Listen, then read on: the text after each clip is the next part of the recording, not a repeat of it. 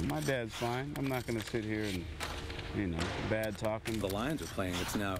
Yeah, the cider mills took a hit. It was the Darko draft for us. Yeah. It's sort of like a f***ing attitude. Cabrera calls me Dumbo because my ears are big. And 3 crunchy tacos, supremes, no tomato, cheesy gordita crunch, and a Mexican pizza with no tomato. Oh, it's too long, it's too short, it's too this. Whatever, it's hair, man.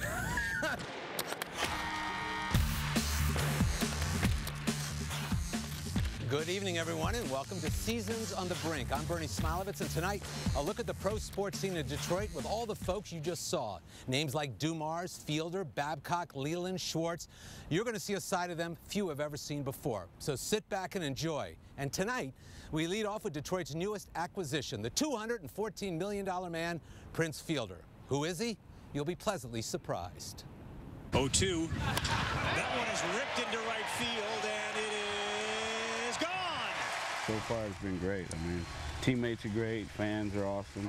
I'm having a blast. So you're aware of that. I mean, you were the new kid that went to these schools. Yeah. The new kid in school. That's tough. It's a tough job. What's the worst thing you remember about that?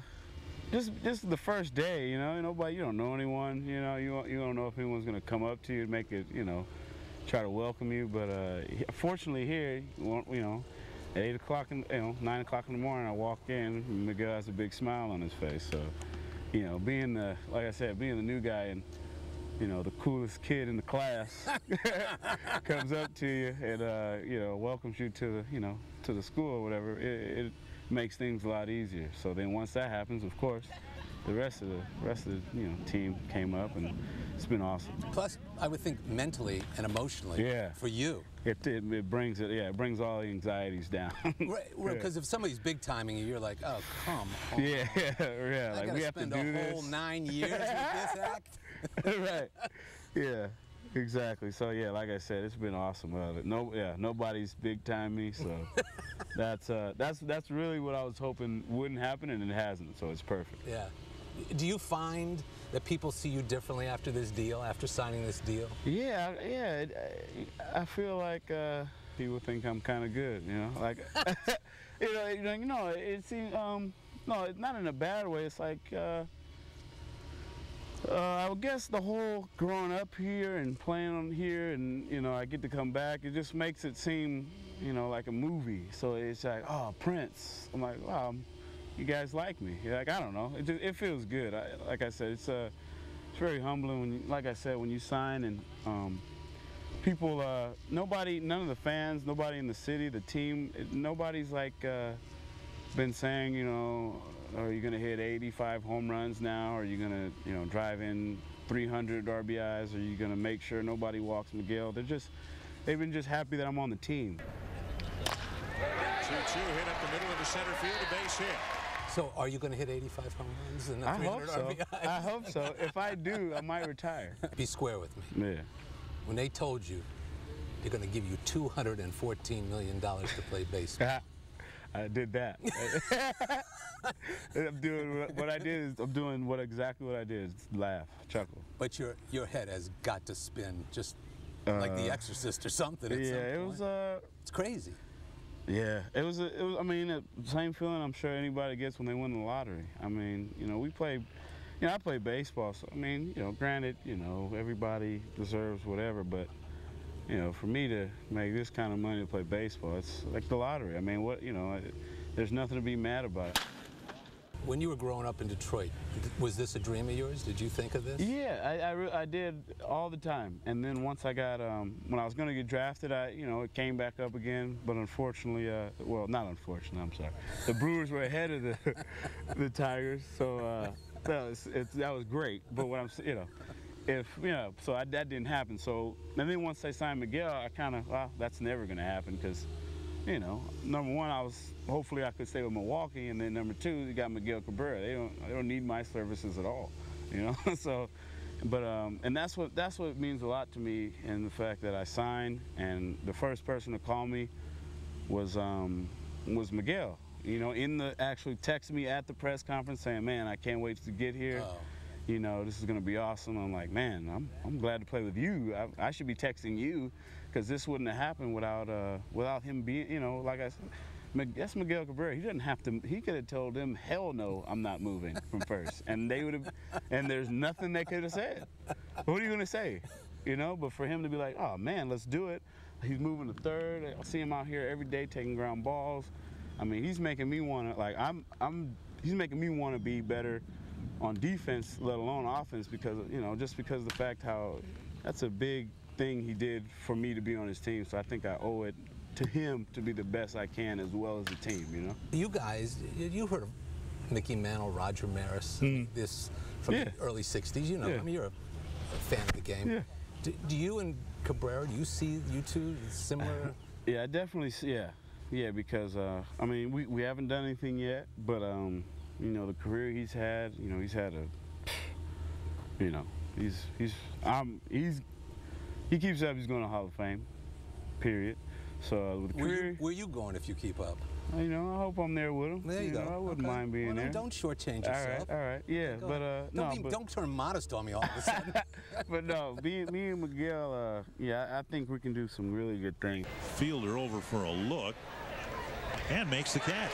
Like I said, my life is going really good. Not only do I got to watch MVP, start from a rookie all the way to where he is now. Now I get to see an MVP who's already established, and it's like, wow, I get to, what do I have to complain about? I got to watch greatness hit in front of me, all my career. So that only can motivate me. So it's just awesome to have somebody there who's that great you get to watch every night to push you to be your best. Yeah, absolutely. Yeah. Do you look forward to like opening day at Comerica Park and hearing your name for the first time and those fans? Yeah, that's and their homegrown kid has come back home. Yeah, come on. Yeah, man, that's gonna be. I hope I don't get emotional. That's gonna be.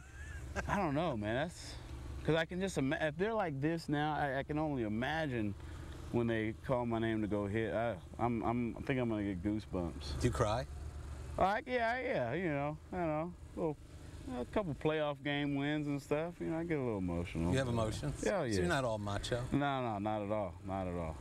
Like a big teddy bear. You're just like a big guy, great smile, loves life, just enjoying it. Yeah, man. Great family. Yeah. It's just beautiful. I mean, it's a wonderful thing that's been bestowed on you. It is. You must wake up every day and go, is this really happening to me? Yeah, because it's, like I said, not only do I get to play here, but I get to go home after spring training. That's, get to drop my kids off and come to work like a regular dad. That's right, your home's down in Orlando. Yeah, so, I mean, it's a little tiring, but, that's what dads do, so I'm having a good time. All right, now that's just a small part of our chat with Prince Fielder. You've heard about his issues with his father, the former Tigers Cecil Fielder. In a little while, Prince talks openly about his relationship with Cecil and how it has made him a better father. But first, it's time for the reigning Cy Young and MVP award winner of the American League, the one, the only, Justin Verlander. He has ventured into territory few have ever dreamed of, and he seems to be holding up quite nicely. Breaking ball got him looking. Got him on a curveball, 2 out. Give me the biggest change in your life since the end of last season.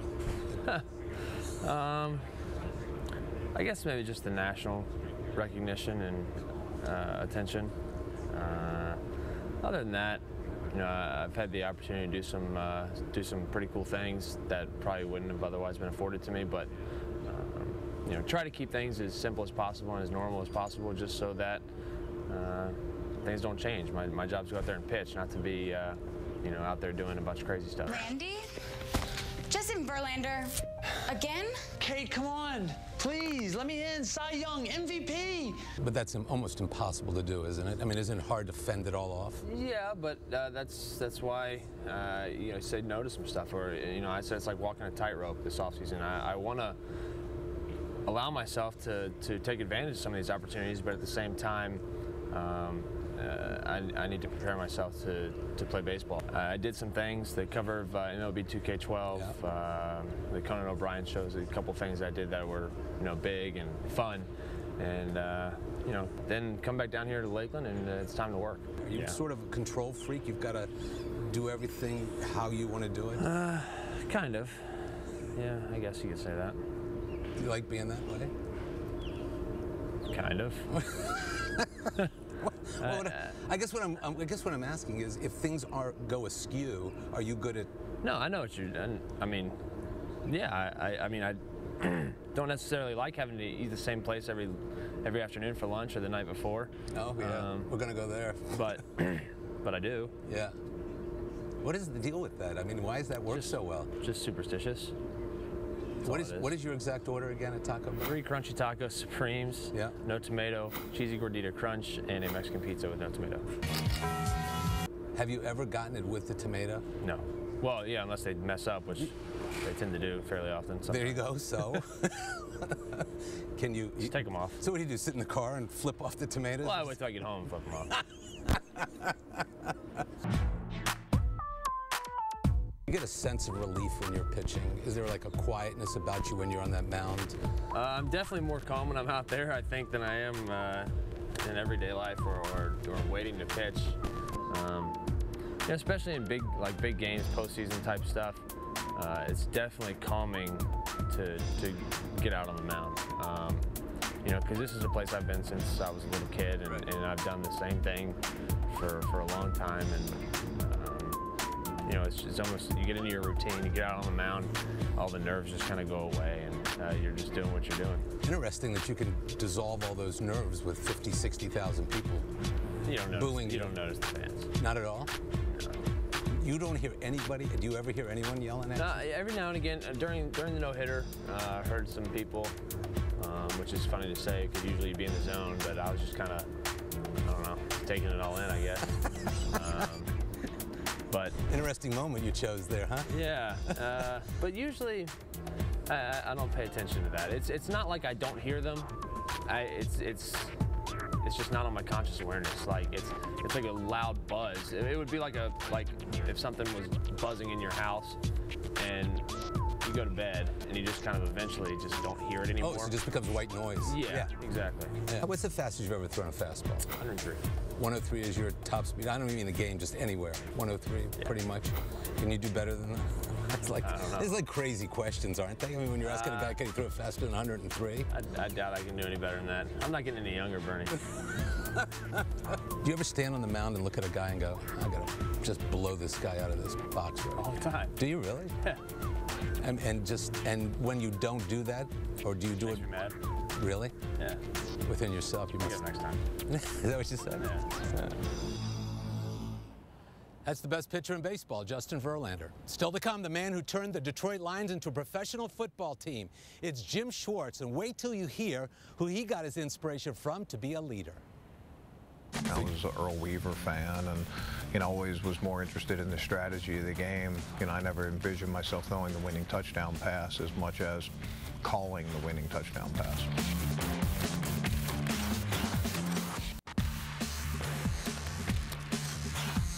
All right, welcome back. Now, if you're wondering why the title season's on the brink, well, all the pro franchises have some huge seasons staring them right in the face. Red Wings got the playoffs, Tigers with the start of the baseball season, Pistons with their rebuilding year, and the Detroit Lions. Well, they just finished a season that made people realize there is pro football here in Detroit. And the leader of it all, head coach Jim Schwartz. And he may have learned a lesson or two growing up in Baltimore and watching former Orioles manager Earl Weaver.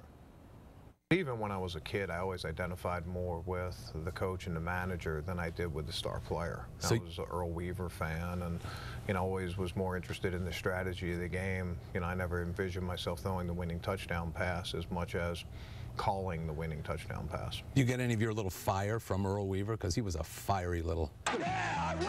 Oh, good. Don't think I will! He was a tough SOB, wasn't he? Yeah. You hit me? So do it again and I'll knock you right in your nose! I didn't touch you! You pushed your... I did not! He was definitely my dad's favorite. Part of the thing with going to the game was having Earl Weaver come out to argue with the umpire. Yeah. No, you're lying! You're lying! No, you are lying! You're a big liar! You are a liar, Earl! I never caught the smoking habit, so maybe that's a little bit different. But I think there's some similarities. Earl Weaver had a very narrow focus. He had a vision of what he wanted from the Baltimore Orioles, and he didn't waver from that. It didn't matter if Jim Palmer saw it a little different and wanted to do things a little different. I'm sure Earl Weaver didn't have a suggestion box outside of his office. He had a vision of what he wanted, and he was tough enough to demand that and tough enough to stick with that. And that's why they were consistent for so long. You know, every team has ups and downs, but they were consistent over a long haul because of the focus of Earl Weaver and what he thought was important. By the way, do you have a suggestion box outside your office? No. Yeah. No. So you're sort of a modern-day Earl Weaver? No, I wouldn't say that. You've shown a fiery side of yourself. I mean, you've shown personality on the sidelines. Are those calculated, or those things just happen for you? It just happens. I like the game. You know, I admire the guys on the sideline, the Tom Landrys and people like that, you know, keep their cool the whole game. You know, honestly, in 10 years in Tennessee as defense coordinator, I very rarely reacted very much. It was all about the next call, and you know, and sort of keeping it that way. You know, I try not to think about it too much. You know, like I said, there's going to be a camera on you all the time. If you think about that, you're in the wrong business. You just got to react and go with your own personality. And if something happens, you react the way that it is. Nothing's planned, and nothing's for any other motive other than what it is during the game. If you weren't doing this and you weren't in sports, do you think music would be your career? Or would you be, whether it be a rock and roller or a front man or a groupie or whatever it might be? Yeah, groupie, no thanks. Well, besides the fact that I have absolutely no musical talent, can't sing, and you know, I'm the worst player of an instrument that's ever. I'm total rote memory. There's absolutely nothing that's natural to me. Other than that, yeah. Did you ever appear on Kirby Scott's Wing Ding in Baltimore? No, I wasn't. Do you ever remember? That was sort of like the Dick Clark. Yeah, absolutely. Yeah, was it the predecessor for Hairspray? Mm-hmm. And, you know, yeah, that kind of stuff? That's where it came from. No, there was Bowling for Dollars. Sure. Now, nice big Bowling for Dollars welcome for. Bowling for Dollars was. Yeah, we had duck pin bowling. You know, we right. had 3 balls. Those pins were only about this big. I noticed after your Monday night game, you had you had a Hall of Fame rock session going in the locker room there. Kid Rock, Bob Seger. It seems to me like that's a big plus, a big positive for this team and for the feeling that it emits for you guys. Yeah, we had Uncle Cracker was there too. Yeah, right. You know, we had, you know, I mean, they're guys that live in Detroit. You know, I mean, they're guys that can afford to live anywhere in the world that they want to live, and they choose to live here in Detroit, and they do it because that's where they were born and raised, and they've raised their families here. How about home life? Different Jim Schwartz at home during the season, different Jim Schwartz at home during the off season. Same? I think I'm pretty consistent. Are happy, fun, outgoing? Bubbly? Yeah, look at me. Look, I don't know if bubbly's ever been used as an adjective for me. I'm a bit sarcastic. Not you. Know, you. I can be wise guy. Do you have an ego? Do you have a swagger? I have a pretty good idea of what I expect, and I don't waver too much from it.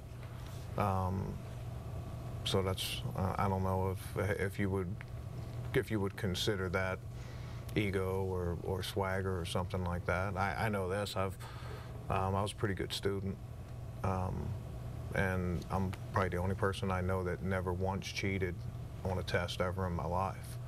I never was tempted to look at the person next to me if I didn't know an answer, because you know, I figured, hey, if I didn't know it, this guy next to me sure doesn't know it. So I guess there's probably some ego involved there. Wow, never once, huh? Well, I don't ever recall cheating, ever looking at somebody else's test to see what they thought, you know. Stafford to the end zone, and it will be caught by Johnson for the touchdown. You've made this franchise relevant again. I mean, people are interested. Well, it isn't like going out on Sunday afternoons now and planning a picnic while the Lions are playing. It's now everybody. Yeah, the cider mills took a hit on Sundays. on Sundays when the Lions were, as opposed to a few years ago.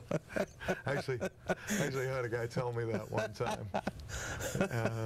It said that the business dropped way off on Sundays when the Lions were on recently. Jim Schwartz wants a lot more for himself, but even more than that, he wants it for this entire area and cider mill owners everywhere. Coming up next, we chat with Pistons president Joe Dumars. He opens up on the team's losing, his job security, and the drafting of Darko Milicic. I remember at that time there was not one NBA guy who did not say that that was the guy that should have been picked second. Yeah, absolutely. But it was a mistake.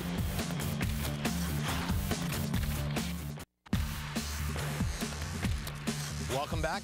Joe Dumars has always been known as Joe D since he arrived on the sports scene here in the early 80s. Past couple of seasons have not been kind to the Pistons or Dumars, but he feels the corner has been turned and the team is finally headed north. Dumars loves to listen to what the public says, so we talked with him where he does a lot of his research. When you come here, do you come here to think? Do you come here to...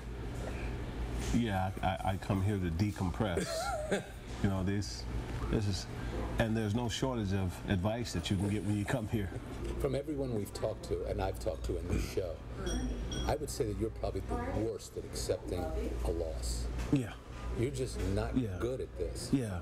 That losing thing, I don't know, that just never set well with me. That whole losing thing it's hard for me. And you know, some people tell me I take it too personal. Some people say I let it get to me too much. But I have a strong disdain for losing, and I've never liked it. Has there come a moment where you've wondered whether you will continue in your role, whether a change could come?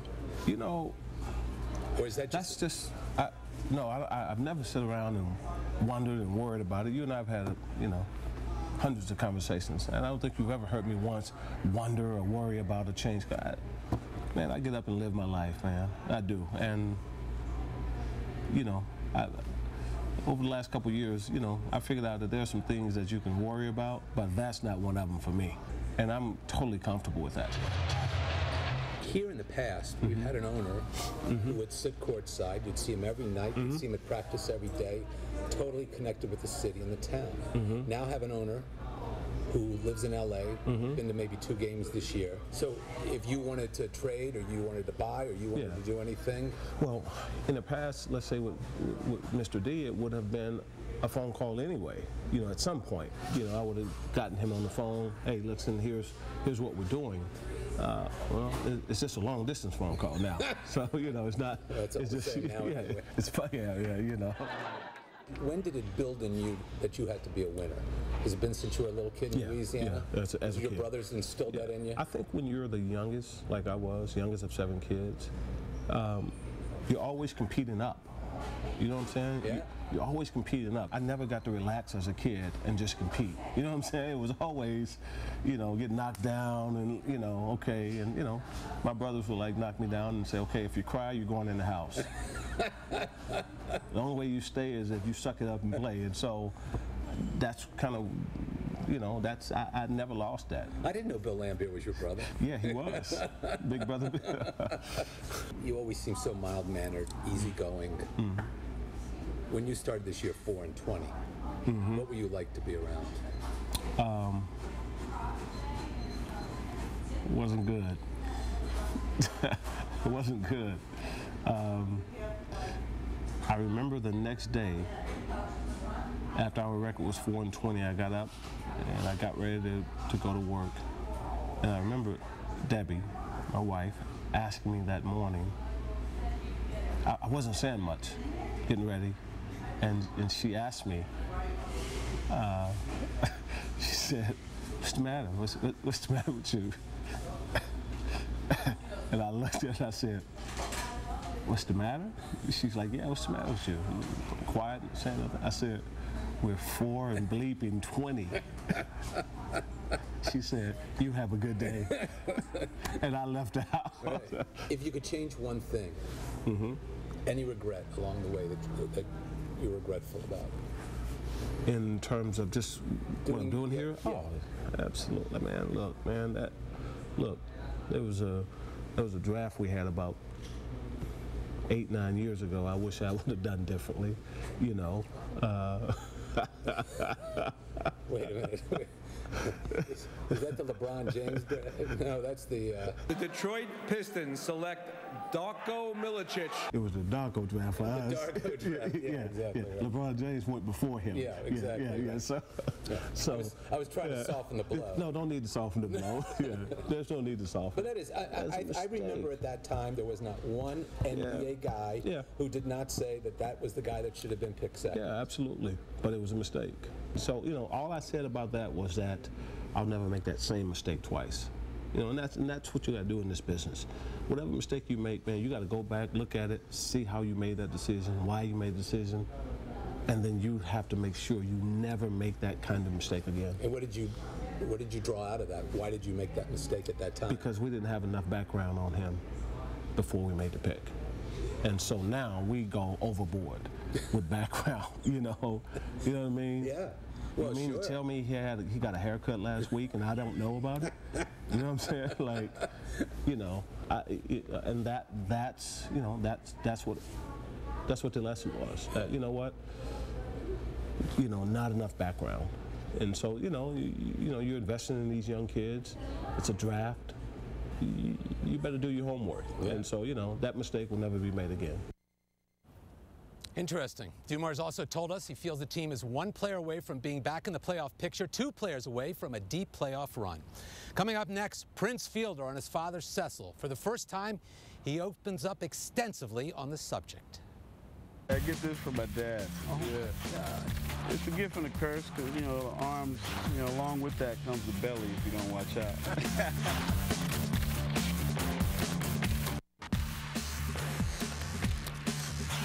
Welcome back to the show. Some quick background on the Prince Fielder, Cecil Fielder situation. They had been estranged for some time. Cecil apparently became involved in gambling after he left baseball and lost much of the family's wealth. He also got divorced, and at that point, Prince decided not to speak with him. On a recent visit to Detroit, Cecil said he had spoken with his former wife and with Prince last December. But listen to the tone with which he tells this story. At some point, we're going to have to get this thing resolved to where everybody can see that we have had a conversation, whether that conversation leads us to reconciliation or not. But it has to happen, because if it doesn't, this thing is going to go on forever. When was the last time you talked to him? I talked to him right before Christmas. And that conversation was basically trying to, you know, get him and his mama to act like they had some sense. But other than that, we haven't spoken for years. Sat down with Prince Fielder in Lakeland to see where he stands on the relationship. And as you will hear, that relationship is rather fragile at best. But it has made Prince's relationship with his own kids one to admire. It's interesting. I talked to your wife when you signed. Your family travels with you. We go everywhere, so we have a good system with the school to where they let them come out, and we get their work, and we have tutors, and we travel, we go everywhere. It's an interesting that you keep your family so close to you. It's a nice trait to see. Yeah, thank you. Well, for me, it's a lot easier. I just, you know, it's more for selfish reasons. I don't like to be without them. You know, I know it seems. Well, that's even nice to hear too. Yeah, I don't. It's just, you know, it's boring in the rooms by yourself. You know, it's a 5-star hotel, but that's great. I don't have I don't have anybody to aggravate me. You know, I don't have my boys waking me up at 9 wanting to go play baseball. You know, right there in front of the TV, and my wife's not saying let's go eat breakfast at 9:30. You know, with sleep still in my eyes. Right. So, yeah, it's just no, I know the life we live isn't normal, but, you know, me and my wife, seeing how we have 2 boys, we try as hard as we can to make it normal, having them around as much as possible, because, you know, all boys need their dad, so I try to do the best I can. Yeah. Have you learned that from your own personal life? Yeah. That's definitely, yeah. That's got to be a big factor for you. Yeah. And I know it's a difficult subject for you, but it was. Yeah, it is. It's very difficult. But, you know, it is what it is. You know, nobody's dying over it. You know, like I said, I have 2 boys and a wife. I got to make sure I make happy, and that's where I'm just gonna focus on them, you know. Yeah. Everything else will work out in the end. You probably, on some level, would probably go overboard to make sure your kids. Yeah. Because of what you went through. Also. Just because. Yeah, because of what I went through, and also because it's what I'm supposed to do. You know, I'm the dad. I'm supposed to make sure. You know, I'm supposed to be their hero. If I'm not their hero, then I'm not doing my job. So, I try to be everything they think I am.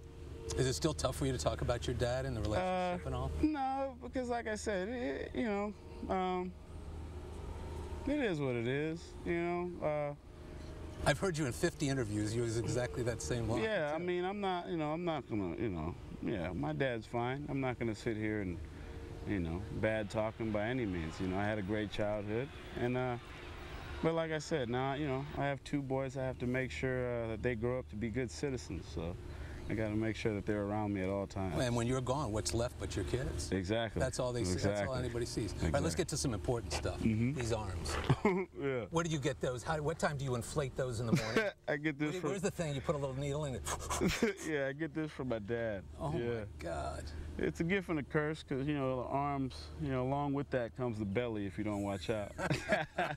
So, it's a gift and a curse. But, yeah, I got that from my dad. How about the tats? What's the deal and all? Well, I got to see my dad, growing up, my dad, your dad's the coolest. So my dad had he had 3 hearts of me and my mom and my sister. So, if you see, I have tons of hearts, Yeah. Have my, all over. I love hearts and got my family all over me and stuff. My son, this is Jade. This is Jade in the self-portrait, right there. I got Haven on the back here. I see here. Where's Haven? Right there. Is that it? Yeah. The gummy bears. Haven 321. Yeah. So my wife's right here. Yeah. I just I don't know. I think what happened, I got one and couldn't stop, so I figured I'd put everyone who means a lot to me all over and put whatever I like, I like hearts and roses, so it works. You just seem like a guy that's filled with, love and... Yeah, man. Yeah, I mean, that's what, yeah, like I said, having, getting married and having my 2 boys, that, that really, I think it helped me out a lot in life, especially in baseball, because it's really, you go for 4 and you want to like quit, you want to start being poopy, sure, yeah. But when you got 2 boys, thinking that you're still a superhero, no matter if you go 4 for 4 or 0 for 20, it's a good feeling, because they love me no matter what. Isn't that great? Yeah. Unconditional love is the best love of all. Ever. There's nothing else. Yeah. I mean, what else do you have in this life? Nothing much. I mean, it's amazing. Yeah. I got to ask you, what do you do? You like those? You like these? This is the great dentist work, man. This is Colgate and Scope at its finest. Really? Yeah, man. Those are yours. These are my teeth. That's the nicest smile I've ever seen in my life. Now you got me self-conscious of us. No. No. We got a little chocolate kind of color. No, my wife makes sure, the thing was, I didn't go to the dentist for kind of embarrassed for maybe 8 years. Get out. Yeah, and then she, your wife makes you, turns your life around, What a likable guy. Coming up next, the very likable head coach of the Detroit Red Wings. It's time for Mike Babcock. We don't have an excuse, we have a reason. Now, in saying that, though, are you going to hang your shingle on the, forget that.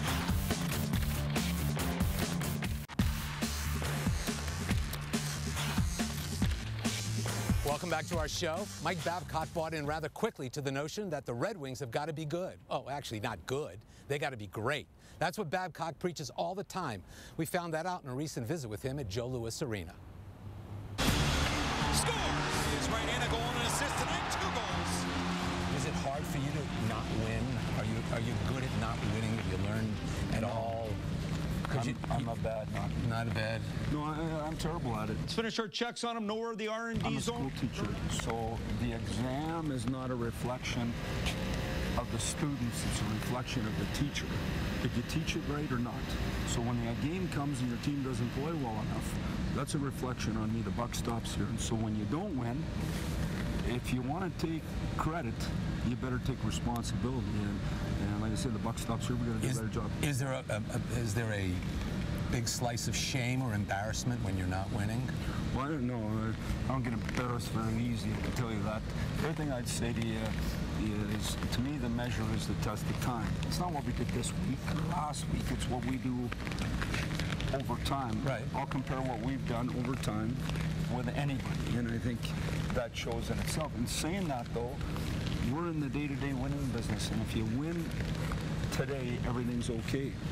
When you think about that, we haven't won in a good chunk of time. There was a while we couldn't lose here. The Red Wings stretch their home winning streak to 23. Couldn't lose. Now, how come we're fragile? That's sport. That's what's so great about it is confidence is fleeting. It leaves you when you're not doing well. But he's still on the mend, and his return is not immediate. But you do have an excuse. Well, I don't believe that. We don't have an excuse. We have a reason. Now, in saying that, though, you're going to hang your shingle on the ring? Like, forget that. Who cares? Coach Mike Babcock, congratulations. Every championship I've ever been involved in, we had adversity. But we found a way to be mentally tough enough, organized enough, and had enough trust in one another to get through it. We have to do the same this time. Interesting enough, I spoke to Jim Leland down in Florida, and I asked him if a coach has to have an ego. Do you have to have a swagger? And he says, absolutely. Oh, no question. You have a swagger? You have an ego? I have an ego for sure. But I think there's the positive part of ego that gives you confidence, that gives you that swagger you talk about, that gives you the belief system in yourself. Franson, Datsyuk, Bertuzzi. Let's go here, man. Aren't you like a parent and no question about it? And the children are saying that. So when you walk into that room, even when things are going bad, what are you going to do? They went bad. They're not going bad. They went bad. Let's do something about it.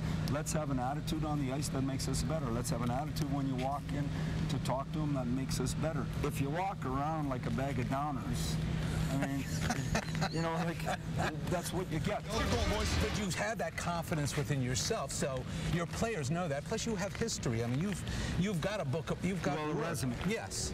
A driving force in my life is fear, but not fear of failure, but a fear of not being great. We want to be great here. We don't want to be average. We talk about it every Ken Holland and I spend half the summer scared all the time. Are we going to be good enough? Are we going to be good enough? How do we fix this? How do we make it go? And when things go bad, it reveals things about you, and you got to rise to the occasion to make it happen. We're going to make this go. I haven't quite figured out how, for sure, but we're going to make it go. The reason I know that is he works here, I work here. It's going to be happening. Right. And watching you behind the bench, that head of hair never has. I mean, it's magnificent. Well, I appreciate you saying so. No, I just gotta, you know, what's interesting, it must be hard on the guy who cuts my hair, is that, you know, I get a lot of feedback on that. You know, it's too long, it's too short, it's too this, whatever, it's hair, man. But, you know, you're blessed with... You're very lucky. You're very, very lucky, yeah. Very fortunate. Yeah, because, you know, when you only win 3 of your last 13, sometimes hair leaves. Well, yeah, I've been lucky that way, but I've noticed my assistant coaches who've only been here a short time are getting grayer and balder fast. You must be beating the hair out of these poor guys, don't you think? Yeah. Best hair in the business, Mike Babcock. Now you're probably wondering, hey, what about the manager of the Detroit Tigers? How could you do a show without Jim Leland? We couldn't, which is why he's next here on Seasons on the Brink. If you as a manager don't have confidence yourself, I think it rubs off on your players. I think if they see you half-stepping, they half-step.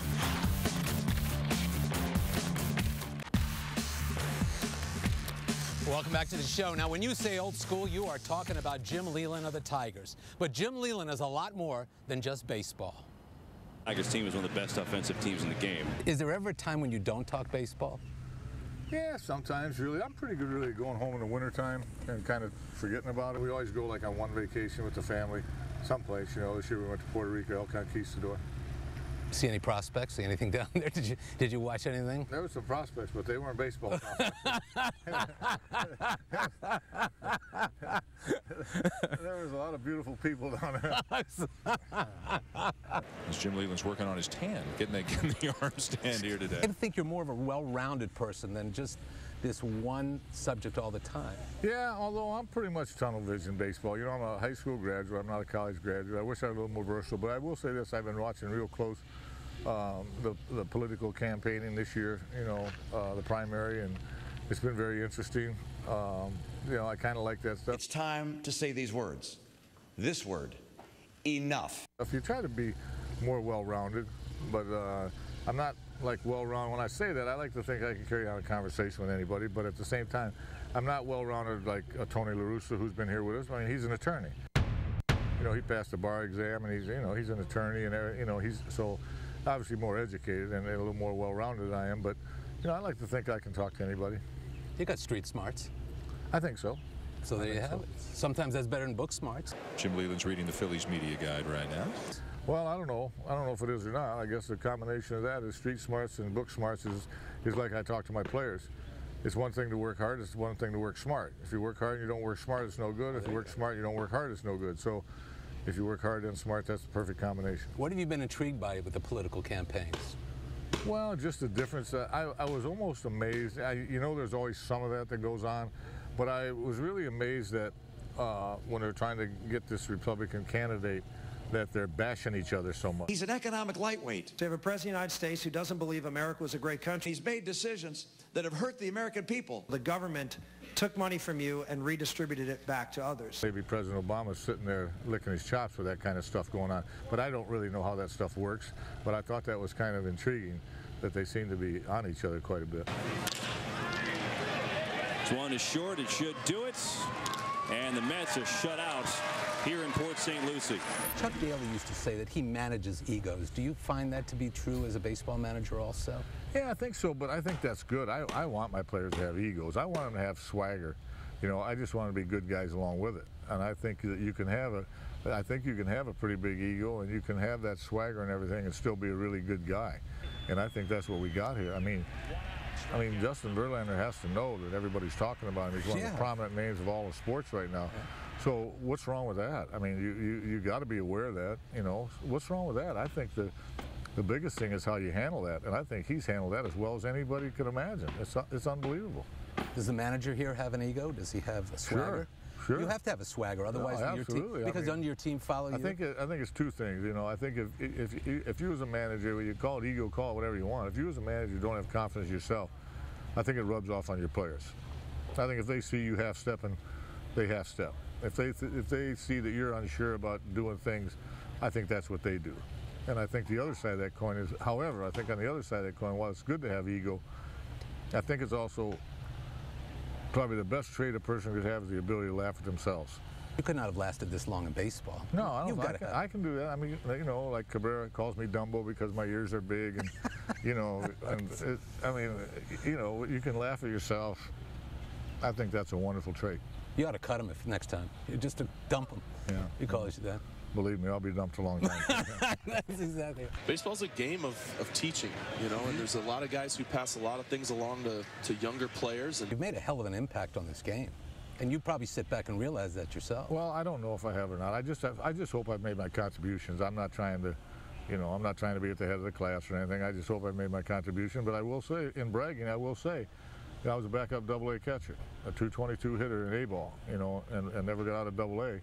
And to think that this is my 21st year managing the best players in the world and having been on a team that won a World Series, another team that got there, and some division, I'm proud of it. I guess I'm bragging about it because I'm very proud of that.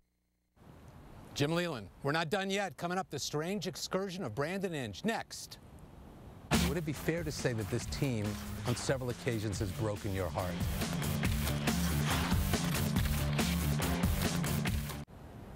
Welcome back to the show. Brandon Inge has had one of the more up-and-down careers in Tigers history, and through it all, he has persevered. This season, he's got a new attitude, which he says will carry him.